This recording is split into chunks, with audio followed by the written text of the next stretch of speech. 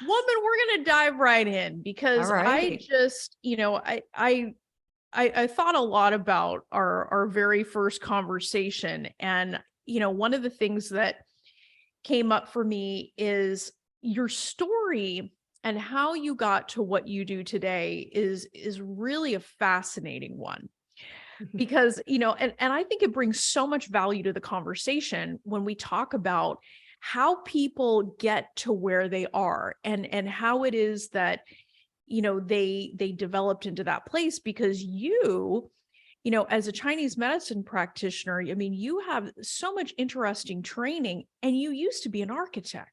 Mhm. So and I know that my ladies listening to this, everyone is quietly wanting to do something else, and so I think it would be fascinating if you started us off with just sharing a little bit about how you started doing what you do. What was your journey to what you do today? So it's a long one. It's definitely a long one. I'll try to make it as short and sweet as possible. It actually, I always talk about my first like actual acupuncturist that I went to consistently, but there was an experience with acupuncture before that.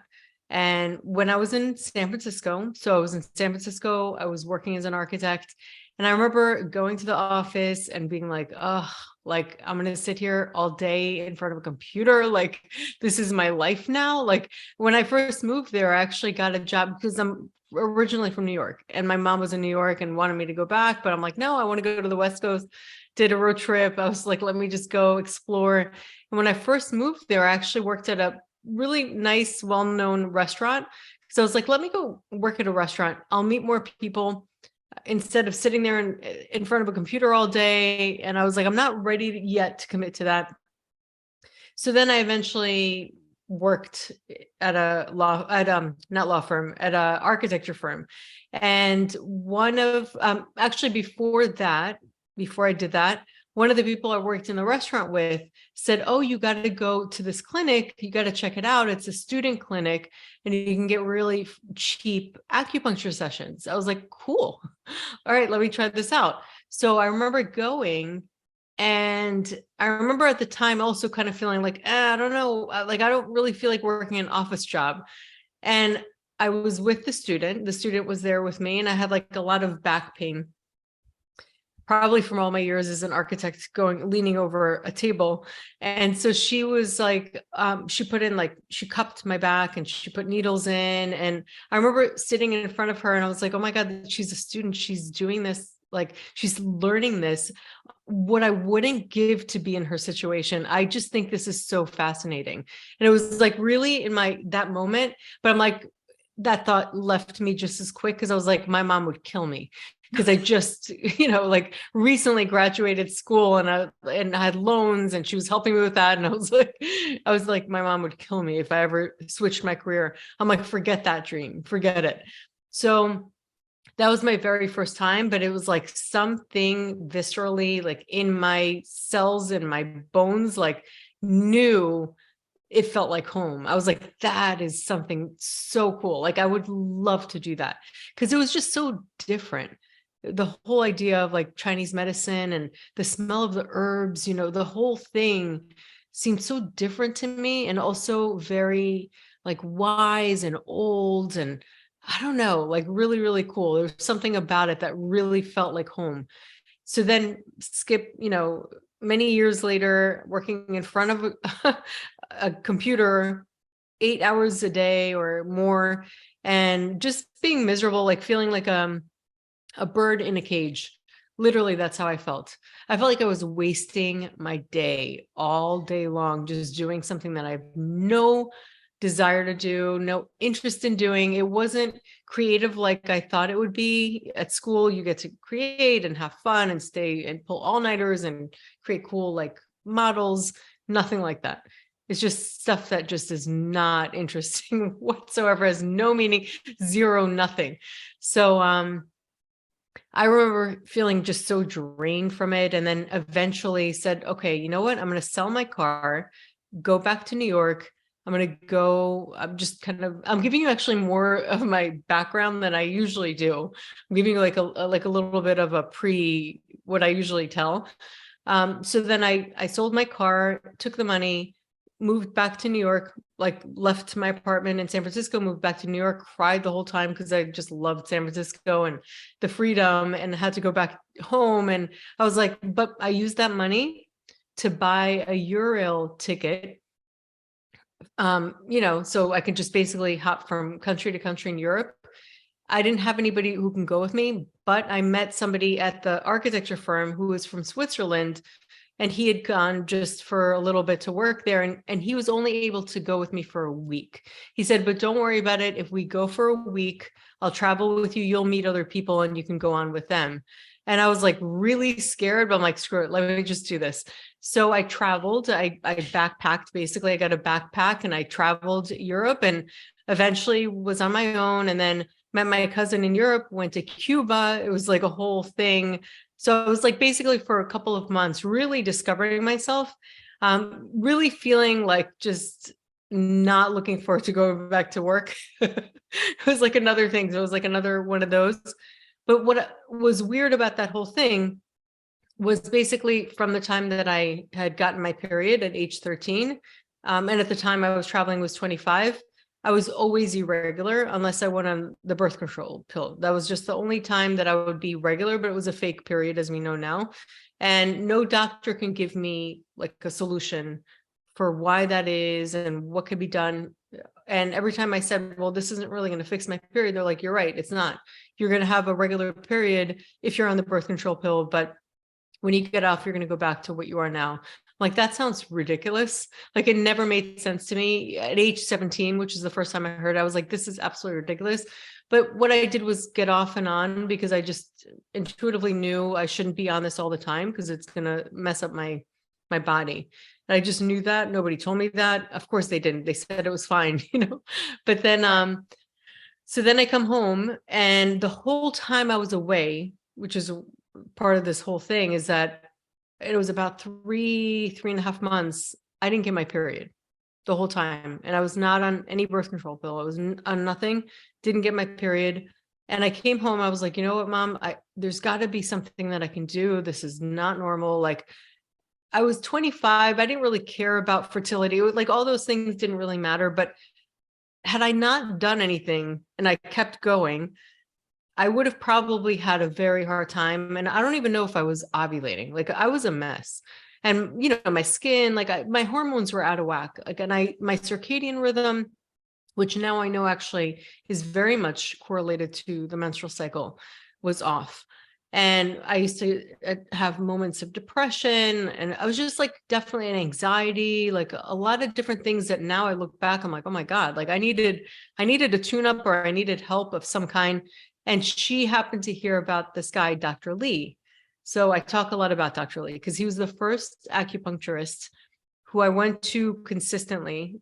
The other one was just one time, and it was kind of like that little taste. And I went to him every week. And actually, the first time I went to him, I just went to him one day. I wasn't planning on going back because I was just trying it out. And the day I came home, I got my period. And then I was looking for a job, so I got busy. And then 4 weeks later, I got my period again before going back to him. I was like, oh my God, I got to start going to him. This is crazy. Like, it was crazy for me. Nothing like that's ever happened. So I was like, this is crazy. And so started to go to him more consistently. And I started feeling just better in general. Like, things that used to irritate me were not so irritating. I could get over it quickly. I felt like my sleep was better. I just felt like better overall. Like, my skin got better. And I'm like, this is amazing. Like, it's helping me in so many ways. Like, this is incredible.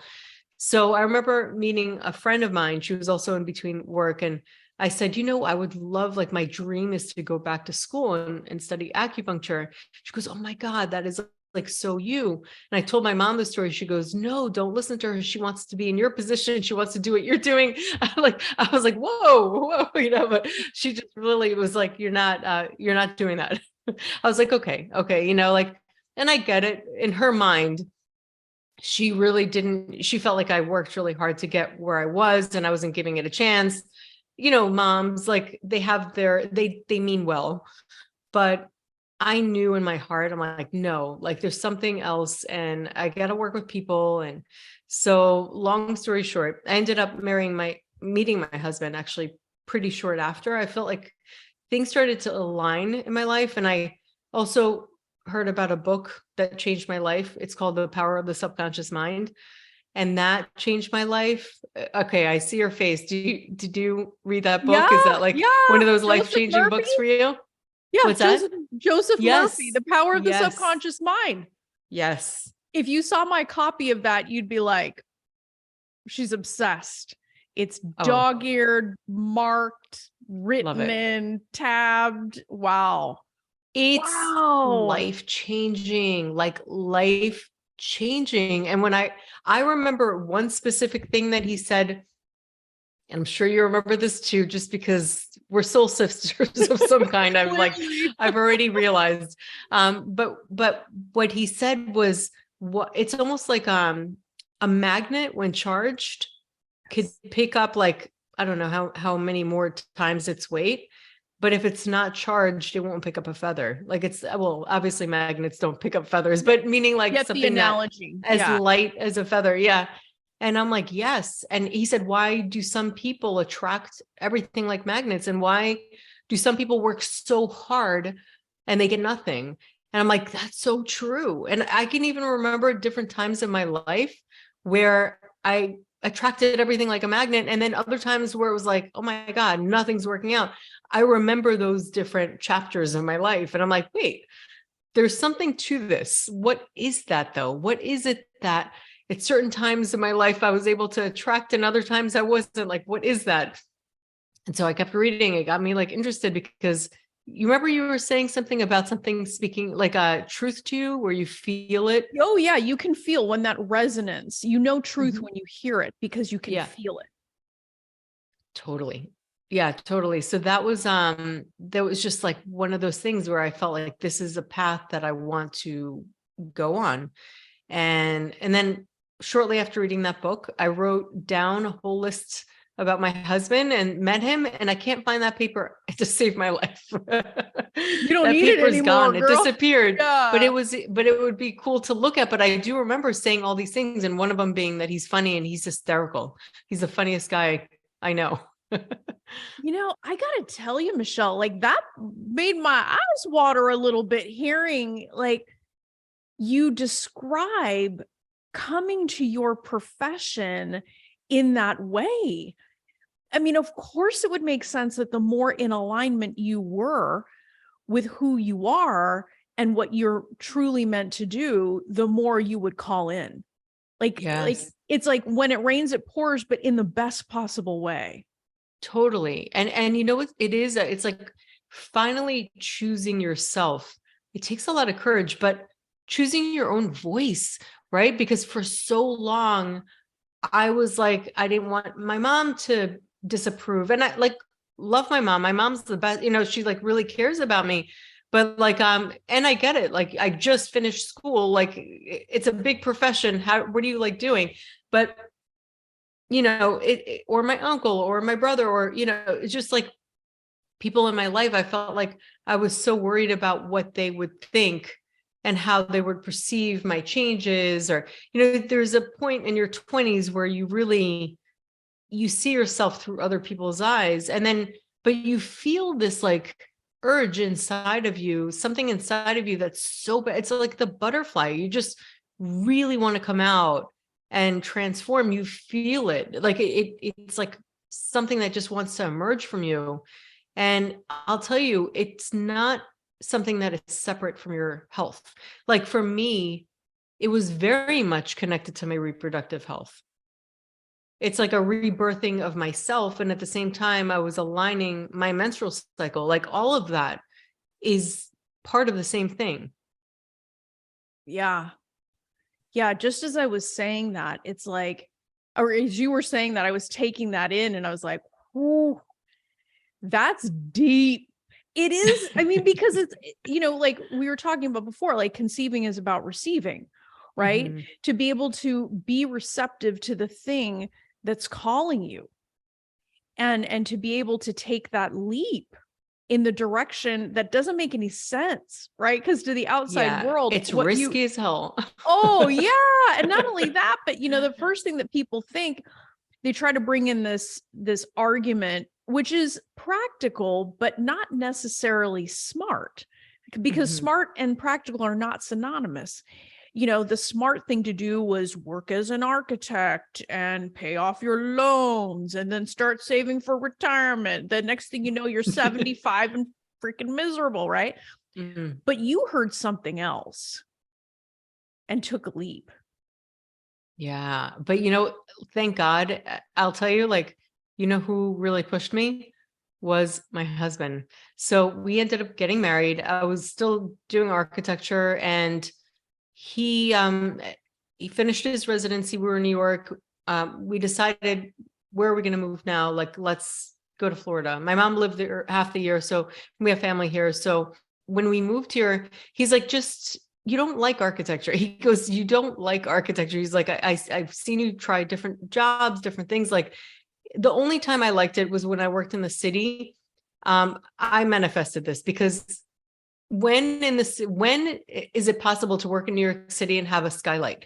And it was like, I had the best possible situation. And that was right after I read the book. So I was like, I want natural light. I want this. I want that. I got a skylight right above me, huge, beautiful place, and met the best people. And it was so much fun, but it was fun because of the people and just the circumstance. It wasn't fun because I loved architecture. It was like more the social aspect of it. And then eventually, and then 9/11 happened, and I started getting anxiety and fears, and then moved and worked in Long Island. It was a smaller place, but I didn't love it. I just didn't love it. And my husband was like, you just don't love it. Like, it's not interesting to you, because you should think about doing something else. Just take the leap, go study something like natural medicine. So when we moved here, I actually enrolled into Ayurvedic school. I don't know why I didn't go straight into acupuncture. Maybe it was just the Ayurvedic seemed interesting too, like, because I was into yoga. Ayurveda, if anybody doesn't know, is ancient Indian medicine. It's very similar to Chinese medicine, but different. A lot of herbs, and they go into foods to balance the body, and it's all about really balancing and harmonizing for health. And it was definitely intriguing. There's something about it that was very interesting to me. And so I did that. And then once I had kids, I started selling art online and just raising them. I didn't really want to do too much. And then once they both went to elementary school, that's when I enrolled into acupuncture school. And that's so I kind of like started with different pieces, and then now I kind of combine everything.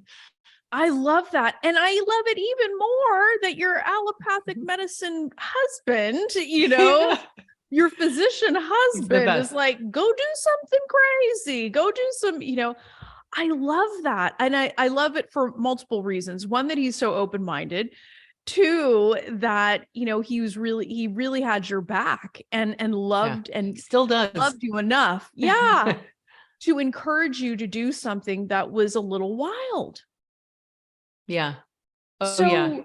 So talk to us about, because you have a master's in Oriental medicine, and it would be interesting to hear from your perspective. What do you think that, aside from, sharing with us about how your period started to get regulated when you were working with Dr. Lee, I would love it if you would share a little bit with us about, tell us why Chinese medicine is a really powerful tool in your arsenal when you're looking at improving your fertility, or if you're already struggling with fertility, why you might want to consider it to help you resolve the issues that may be going on. So for so many reasons, and so many reasons that I love it, because if you look at medicine and you look at things that come in and out, like, things will come out and they're great for a couple of years, and then they find out they have some kind of side effect and something else comes out, and it just keeps getting it goes out of style eventually, and something else comes up. What happens with Chinese medicine is, if you look throughout history, it doesn't go out of style. And the reason is because it's based on the laws of nature. It's based on nature, it's based on elements, and it's based on promoting what the body already knows to do, which is to heal itself. So it's nothing new under the sun, in a sense. It's this, the body knows how to heal itself. The problem happens is when we constantly give it assaults. We don't listen to it, right? We eat when we're not hungry, or we don't eat when we are hungry, or we stay up past, the time that we should stay up, and we're tired, and we have learned and been conditioned to not listen to our body. And really modern day time not only conditions us to do that, but it also rewards us. And we get rewards, right? For Right. working overtime. We all know, I know. And same with me, being in corporate world, like, you're actually cool if you stay at 2:00 at night, getting projects done. And I've been there, I've done that. Like, it's really insane, but you learn that that's okay. And so what happens is, once you start ignoring, just the same thing with thirst, if you ignore your thirst enough, you stop feeling the thirst response. You start to get desensitized. So when that happens over time, chronically, we're really making it hard for the body to do its job. So what we do in Chinese medicine is learn what pattern or tendency does the person have. And when we figure that out, we can address it with acupuncture, with herbs, and also lifestyle suggestions. And also, I love mindset. I add that in as well. And it also helps to understand, because a lot of our emotions are very much tied to certain patterns that we have. So we'll see it with emotions. And similarly, when we have certain physical conditions, it's going to affect our emotions. Just like when we're hangry, it's because our body needs something that it's not getting. A lot of times anxiety, there's many different reasons you can have it, but one of the big reasons is blood deficiency. You don't have enough blood nourishing the heart. The heart houses the mind. We're all this intricate, like, balance and connections that are a whole, like a whole. We're parts of a whole, or our body has parts of a whole. So it all, like, fits in like a puzzle. And if something's a little out of whack, that's when we try to balance it.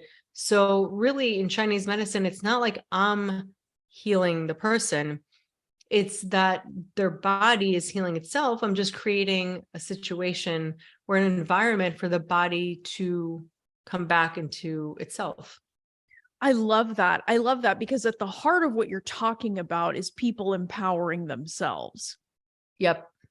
Yes. Oh, and I love that, because I have to be honest, like, it's funny that we have a lot in common, but I also remember the first time I went to acupuncture was in San Francisco.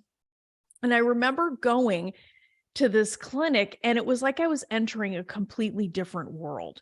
Yeah. The sounds, the smells, and I didn't know what to expect. I just knew that something was wrong with me. And I had heard through the grapevine that this person was going to fix me.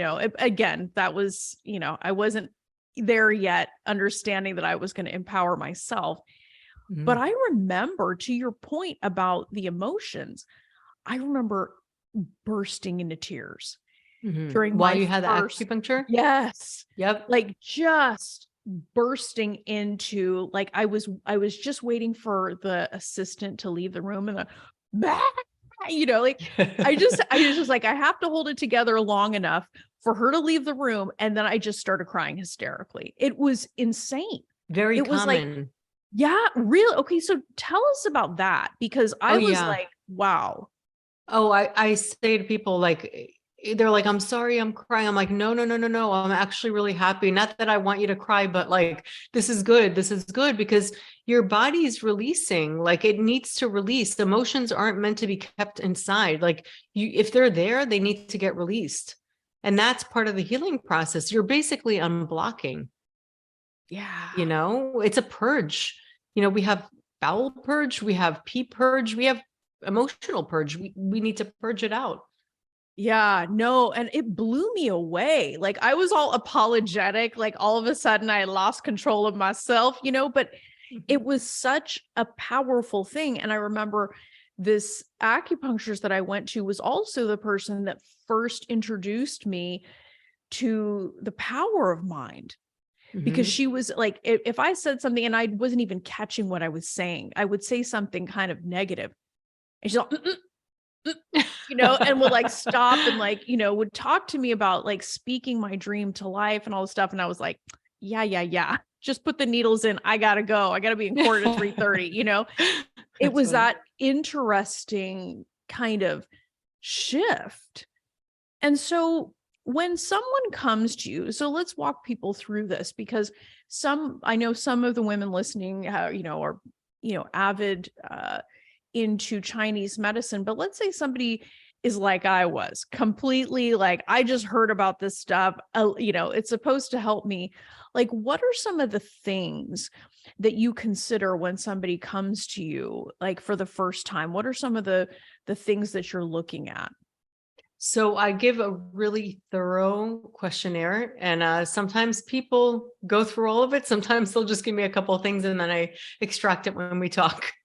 But basically, I ask everything from your bowel movements to what it looks like to how you sleep. Are you thirsty? Do you sweat at night? What are your emotions? What kind of emotions do you revert to? Some people get more anxious, some people more irritable, some people are more stressed. What are the tendencies that you have? Because all of those things let me know your patterns, your skin. Do you get hot? Do you get cold? Do you crave cold? Do you crave sweets? Like what? So all of those questions really help to put the pieces of the picture together. Like it really gives you an idea of what the tendencies are. And based on that, you can really understand like the type of pattern. Um, every organ has an emotion, there's a tendency that you'll see. Then we look at the tongue, we feel the pulse. Those are some of the things too. Some people, everybody practices a little different. Some people go as deep as looking at the nails, and you can really get into the detail Mhm. of learning a lot about people. For me, a lot of it is just listening and just hearing what goes on in their minds, how they feel throughout the day, what stresses them out. A lot of times I tend to be on the more emotional, like I'm receptive on that, because I really do feel like emotions make such a difference Mm. on your body and your reproductive health. And just actually to mention before, when I was originally talking about it, I was talking about just overall health, but reproductive health is a reflection of your overall health. It Yeah. really, like, overall health is first and foremost. Um, and then it's interesting because I have one person who has a lot of back pain, and I'm like, I want to work on the back. And I know that the reproductive health can be from the back. She's like, no, no, no. She goes, I know my back hurts, but I want to do my front because it's fertility. And I'm like, okay, so if you have like something in the hose, right? You want to fix the water not coming out of the front part of the hose, but you have a rock in the back of the hose. So you're gonna have to get rid of that back so that it can come to the front. It's all part of the same thing. We have a whole functioning system. We're not pieces, we're whole system. Oh, I love that you said that, because it's tragic the way that we have been conditioned to look at our bodies and frankly ourselves as just these sort of pieces that are randomly slapped together, and we don't see the magic of the whole, Yeah. right? Like, when I was first struggling with my own fertility, the first I just figured I was going to go to a fertility specialist and they were just going to fix me. They were going to fix my ovaries and uterus or whatever the heck was wrong, and just sort of piecemeal that I didn't have to look at anything else, which is so I say this with love, ignorant to reality. And it sounds to me like, from your perspective, that Chinese medicine is about the whole thing, Yeah. really looking at the whole thing from a place of ancient wisdom. Yeah, absolutely. And if you want to look at one symbol that describes like the really everything, is the yin and the yang. And that is the whole. Mhm. It's the two opposites working together, and that is what creates life. If you think about it, I mean, it's really like looking at the most basic of the essence of everything is the yin and the yang. We need the sun, we need the moon, we need all of that together in order to create life. Now, let's talk about, so let's say that, you know, somebody comes to you and it seems to me, and correct me if I'm wrong, because it's not my lane, but it seems to me that when you're working with Chinese medicine, it's about staying consistent. It's really about, I mean, it's not necessarily a one and done thing, maybe in Mhm. certain circumstances, but it's really about good health maintenance and really allowing for a healing, because healing is a process. Correct. Absolutely. It's like exercising, or if you're going to eat really healthy for one day, is it really going to make a difference? You got to keep at it. And what we do is, it's not just obviously that the acupuncture could be like twice a week, maybe once a week, but many times if they're not doing fertility treatments, because I don't mix herbs with fertility treatments because of the medicine, Mhm. they could do herbs, but then also I incorporate supplements, a lot of other things, and then lifestyle tips and tools, things that they can do in between the time. Really, it's an overhaul. It's like looking at your life, seeing what's working, what's not working. And I love to partner up with my patients. I don't like to just kind of them be the audience and me just kind of telling them what to do and this is what it is. I want them to be part of it, because that's how change happens, is when you really adopt it from within. And that's ultimately, we need to be empowered, because otherwise it's just going to keep coming back. We're not going to like get better. Right. And I love that, because I think it's also a more mature way of looking at healing, a more complete way of looking at it. Cause, I hear sometimes from people who are like, oh, I tried that acupuncture for 2 weeks and I'm not pregnant, and it's like, huh? I mean, when you think of the decades that you have abused your body, Mhm. in many different ways, that you have to give it time, and you have to, as you were saying at the very beginning, is that the Mhm. body has this natural ability to heal. And this is one modality for really helping it do exactly that. Yeah, it's the Amazon effect. We've been conditioned to having things right at our fingertips when we want it, but nature does not operate that way. Nature has its own timeline. Right. And so, and I bet through your expertise, you have probably seen, just as I have, women who have otherwise been written off, right? And said, oh, Yes. you don't have time, you that train has left the station. I think that what you were just saying about, this Amazon effect, we get into this idea that, oh, it's everything's lost for you in your 40s, and it's just not true.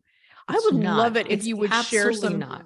Yeah, I would love it if you would share some of that goodness, because I really want to help, get women out of this idea of the whole Amazon effect, or that, look, who cares if you take a year to take care of your body, you take care of your mind, all of these things. It's miraculous what can happen as a result of that. Absolutely. I mean, you're an example. Your whole story is like a perfect example of that. I've also just recently actually had interviewed one of my older patients, meaning older, like a couple years back. The reason why I keep telling her story, and then she was actually really happy to share the story. And she's also a life coach. So it was great for her to be on the podcast, and it was awesome. But I'm like, your story is so amazing. Like, I would love it if you can share it. And she was so happy to. And her story is crazy. Like, so she came to me right before I had to shut down for COVID. So she signed up for a program in person, came to me for a good maybe 3, maybe 4 weeks. I don't know, but she came twice a week, 3 or 4 weeks max.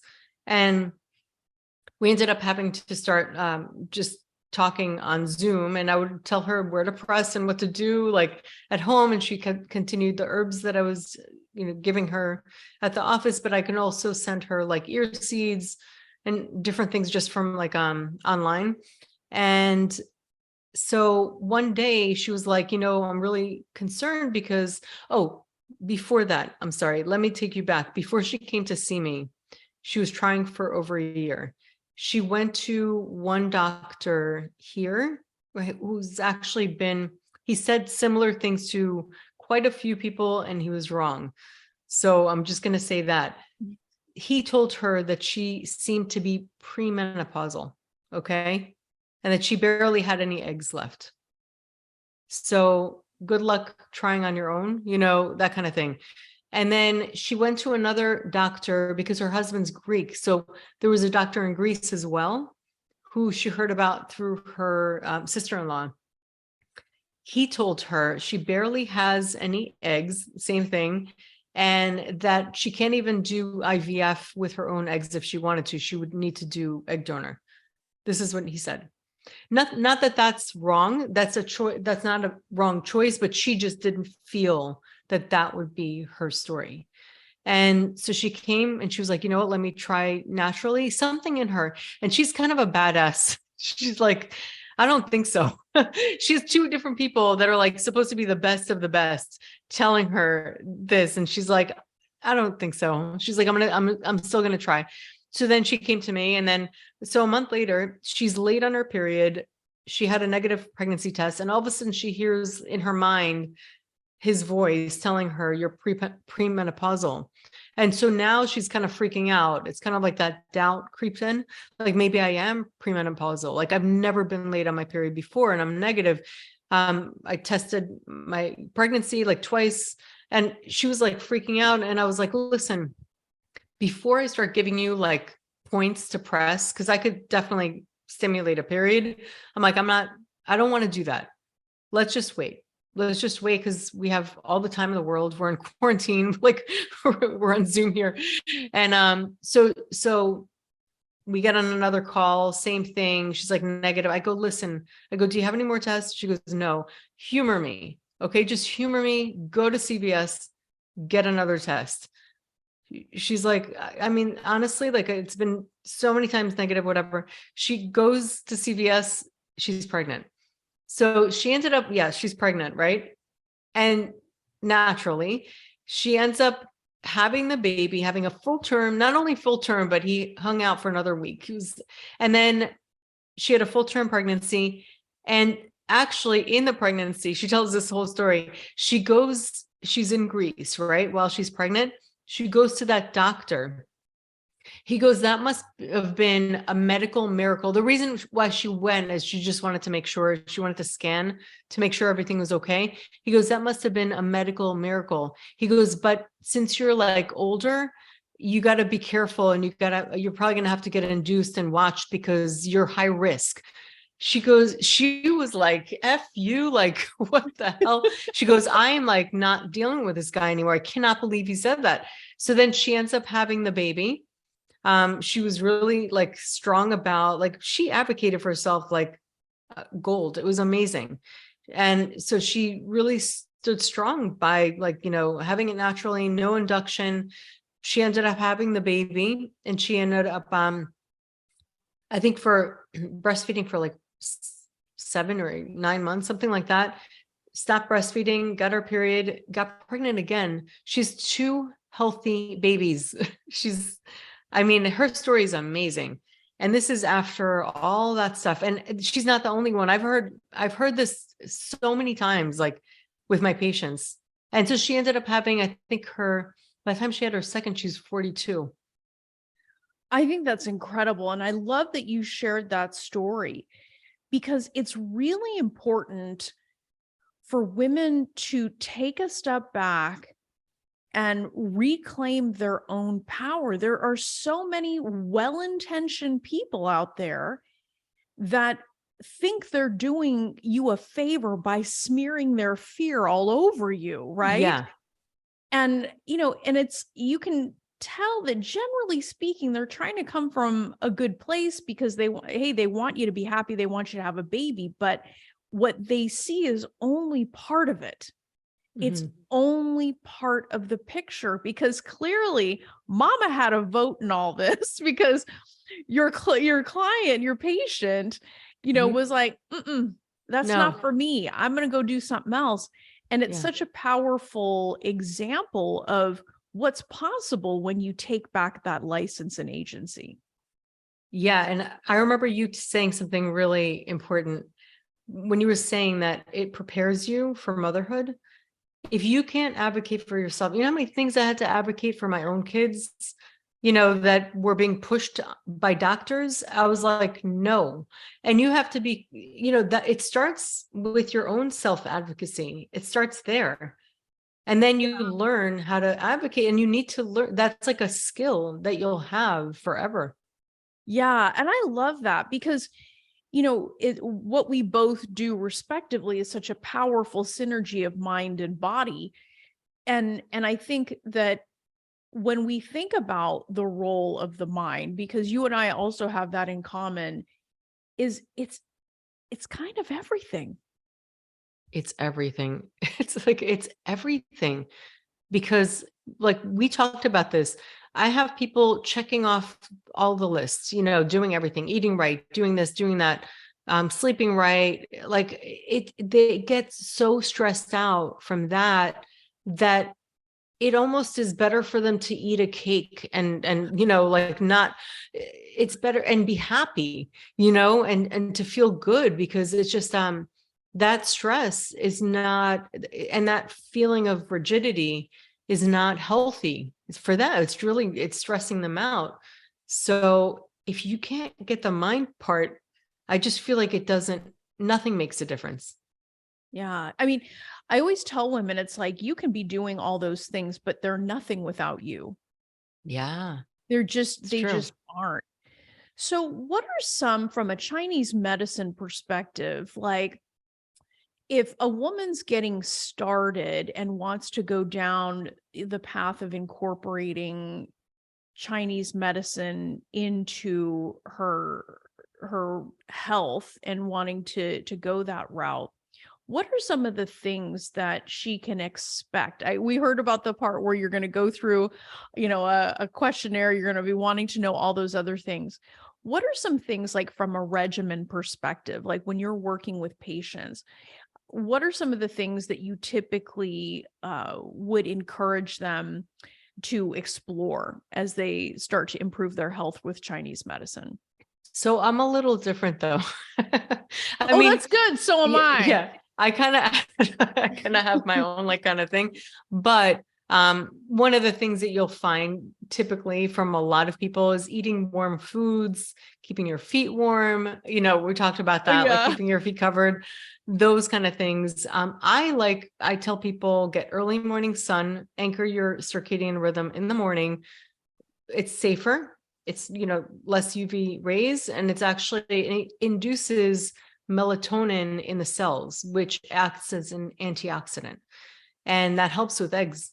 A lot of people say to take melatonin at night, that helps with eggs, but it's a little different. It goes into your bloodstream. If you get cellular melatonin, which comes from the infrared light, the heat from the sun, that is actually by far the best thing that you can do. And I would even encourage, I mean, if it's early morning and your skin's not too sensitive and it's not too hot, in Florida, I would say earlier, depending on how hot it is. But if it's early morning, like 8 o'clock or so, you can even give your abdomen a little sun time, because early morning you're not going to get burnt. It's not like it's not dangerous. It's a safer time. And getting that, it's the most yang energy, and yang is also, it activates, so you're getting that like cellular, it's amazing. Yeah. I So love that's one of the things I say, always put your feet on the earth as in a grounding. There's science behind that. You can watch the earthing movie. I always tell people I to do that. did. It's amazing, right? Of course you did, Roseanne. We're like, they were Why am I speaking the not same shocked? language. We like share a brain or Yeah, something. yeah. No, I love that. But I love that you're sharing that way to get the melatonin production going through an extremely simple practice of So getting some simple. sun in the morning. Yeah, I mean, what a beautiful ritual to it create for is. yourself.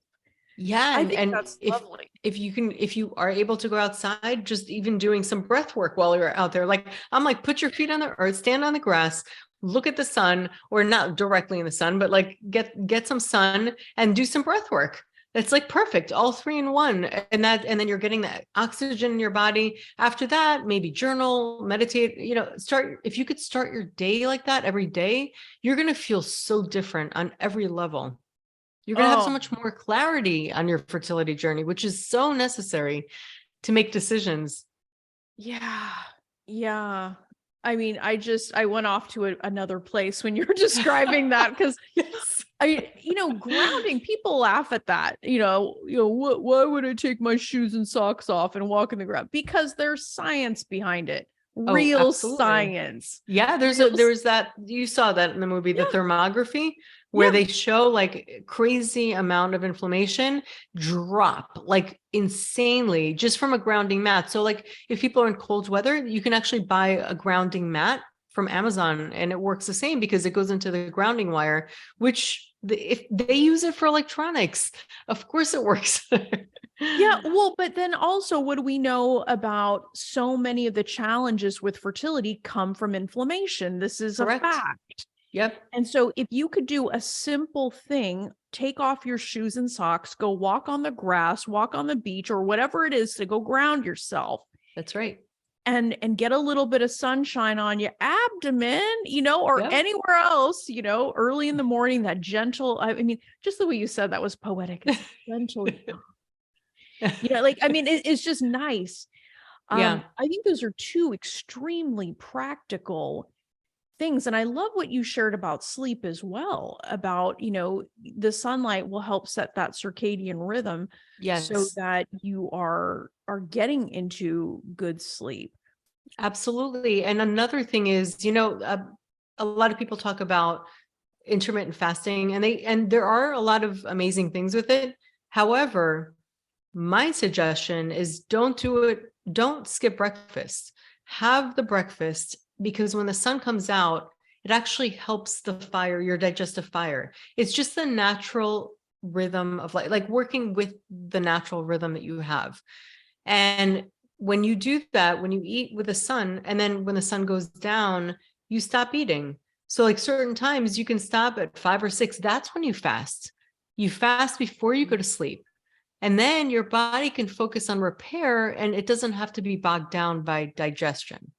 I love that. I love that. And I love your approach in general because there's a softness about this. There's certainty, which I love, and there's a deep knowing, but there's also a softness about this. I love that approach that you partner with your patients. It's not a tyranny.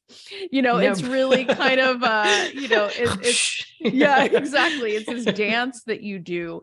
And it's funny because I mean the women listening, they're gonna get this simpatico, but we happen to both be huge practitioners of meditation.